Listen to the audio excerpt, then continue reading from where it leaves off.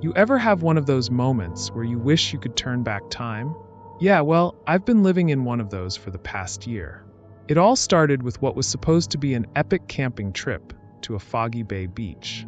Me and my buddies had been planning it for months. Our last hurrah before college scattered us across the country. The beach was everything we'd heard about: pristine sand, crashing waves, and this eerie fog that rolled in like clockwork every evening. It was beautiful, in a creepy sort of way. But man, if I'd known what that fog was hiding. Zephyr was the newest addition to our group. This quirky 17-year-old with a camera permanently attached to her hand, and a name as unusual as her personality. She was always chasing the perfect shot, you know? When that fog started rolling in on our second night, her eyes lit up like a kid on Christmas morning. She ran off to get pictures of the fog, saying she will be back soon. We thought about stopping her, though. We should have stopped her. Why didn't we stop her? I still ask myself till today. An hour passed. Then two. The fog was so thick we could barely see our own hands in front of our faces. We called and called, our voices swallowed up by the mist. It was like Zephyr had just vanished. The next few days were a blur of search parties, police interviews, and gut-wrenching worry. But Zephyr was gone, leaving nothing behind but her abandoned camera at the edge of the water. That's when the whispers started. Locals giving us these pitying looks, shaking their heads like they knew something we didn't. Finally, this old fisherman pulled me aside. "The fog," he muttered, his eyes darting around like he was afraid of being overheard. "It ain't natural. Been taking folks for years. They go in, never come out." I wanted to laugh it off, you know? It's impossible, and please, he was joking, I thought inside myself. But then I remembered the way that fog had moved, almost like it was alive. And Zephyr's last photos. There was something in that mist. Something with eyes. I couldn't cry enough, as everything was like a movie unfolding before our eyes. Zephyr was gone, just like that. We left the Foggy Bay beach, but the mystery of what happened to Zephyr haunts us. Sometimes, when the weather's just right and a fog rolls in, I swear I can hear her laugh on the wind. I couldn't forget her parents' reaction when we had to tell them. It really broke them. I don't know if I'll ever understand what really happened that night, but I do know one thing. There are places in this world where the veil between realities is thin. And sometimes, if you're not careful, you might just step through and never find your way back.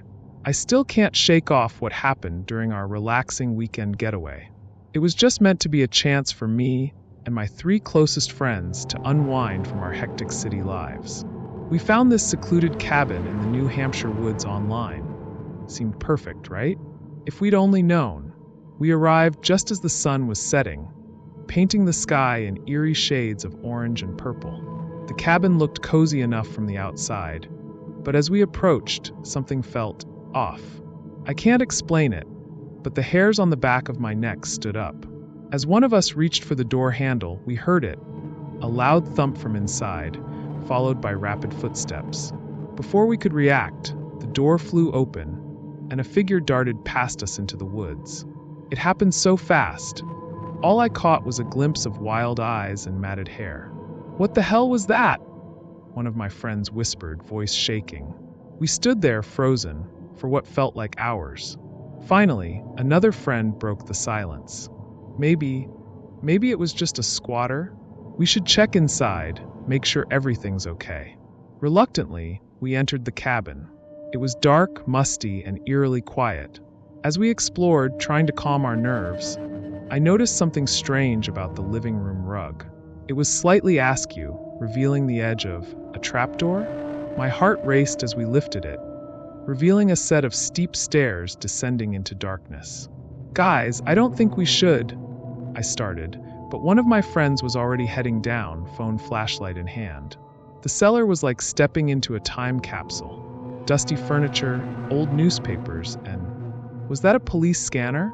As we looked closer, the reality of our situation began to sink in.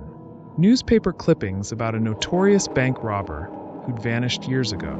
Maps of the surrounding area. Supplies for living off the grid. "Guys," one of us whispered, face pale in the dim light. I think this cabin was a hideout. A sudden creak from upstairs made us all jump. We weren't alone. We need to get out of here, I hissed, panic rising in my throat. As we scrambled up the stairs, I caught movement out of the corner of my eye. A shadow passing by the cabin's window.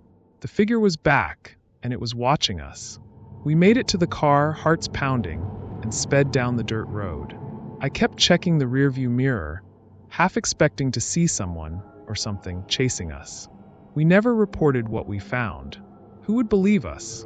But I still lie awake some nights, wondering about that cabin in the woods, and if someone's still out there, hiding in the shadows, waiting for their next unsuspecting visitors.